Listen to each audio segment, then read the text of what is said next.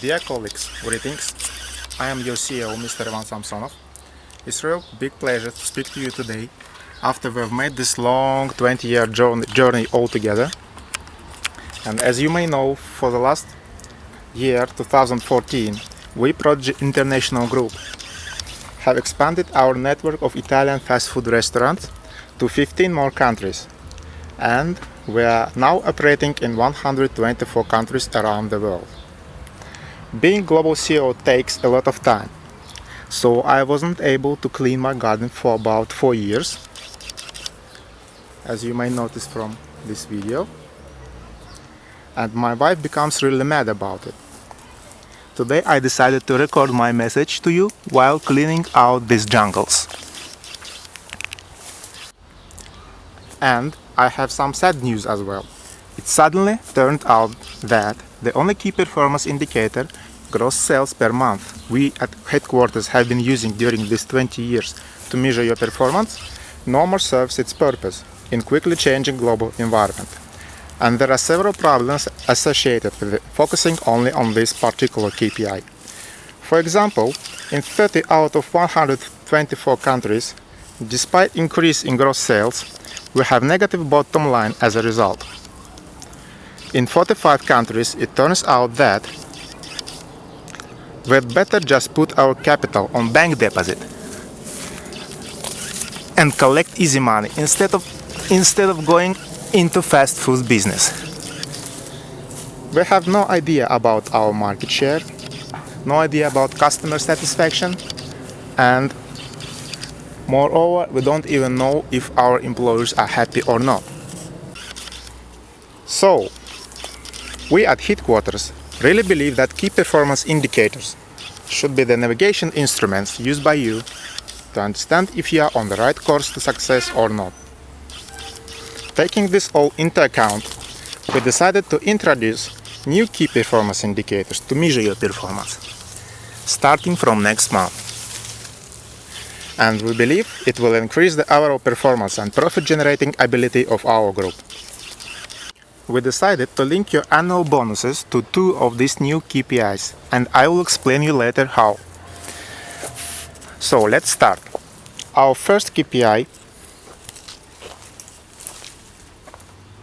is the net profit KPI, which is obvious, and it's basically your sales revenue minus cost of goods sold minus selling, general and administrative expenses minus depreciation minus interest expenses, if any, and minus taxes. Logic here is straightforward. By introducing this, we assume that you'll be able to better control your expenses.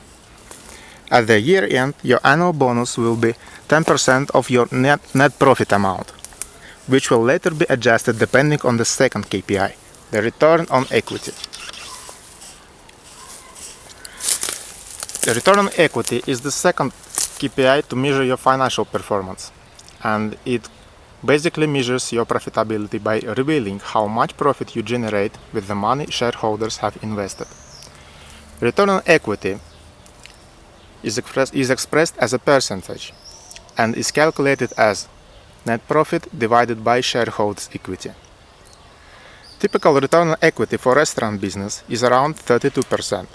So we decided that if return on equity of your country, of your business, is more than 30%, then your annual bonus will be your net profit multiplied by 10% and multiplied by 1.2. If the return on equity is between 20 and 30%, then your annual bonus will be just net profit multiplied by 10%. And if your return on equity is between 10 and 20%, your annual bonus will be net profit multiplied by 10% and multiplied by 0.7. Finally, if return on equity is less than 10%, we'll be really concerned about the successful operation of our restaurants in your country, and we'll need to have a separate discussion on the issue.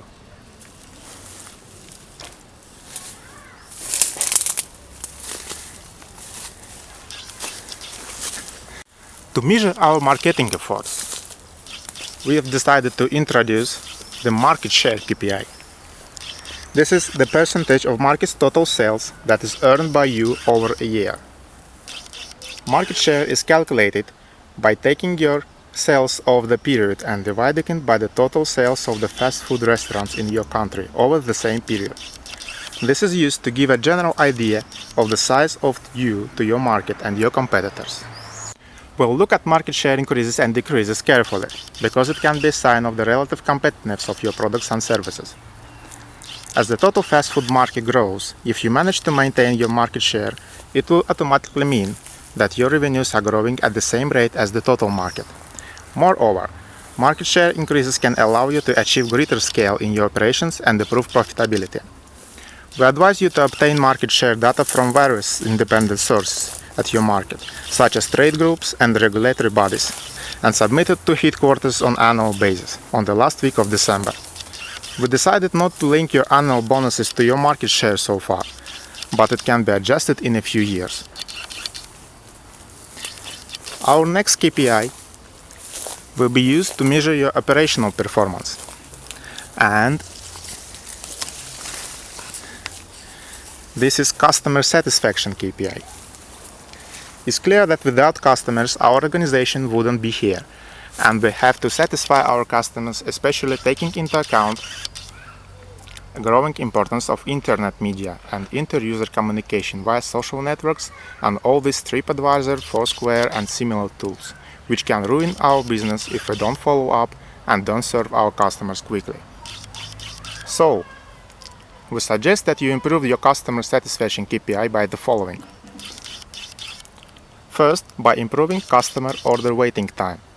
Recent research in the restaurant industry showed that on average, each customer shouldn't spend more than 6 minutes waiting in a queue to take his fast food out.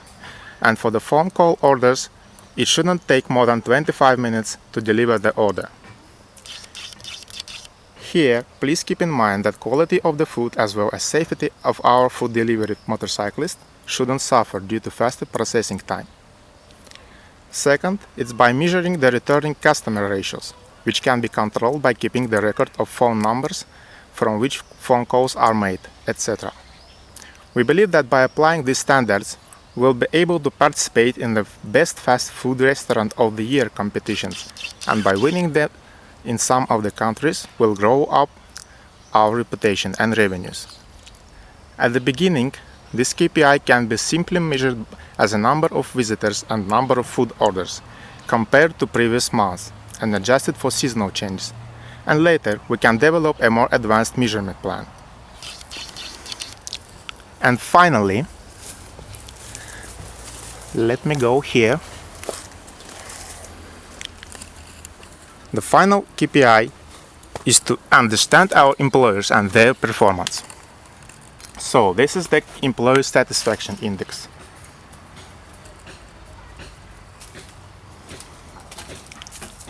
We can safely say that employees are still the most important ingredients in our business.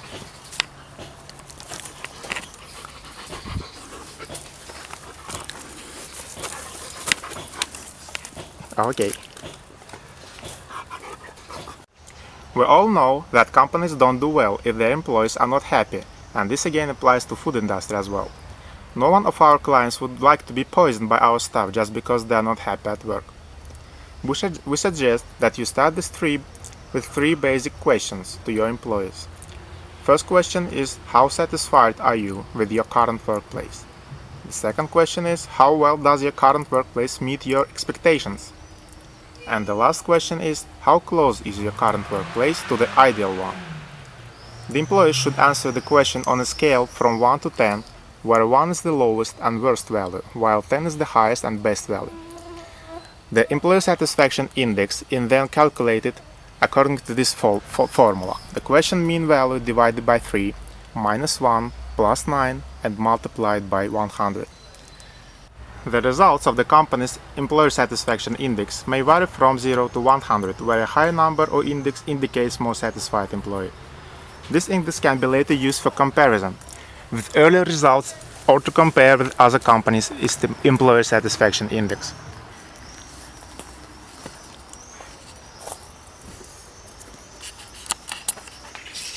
So guys, that's all for today.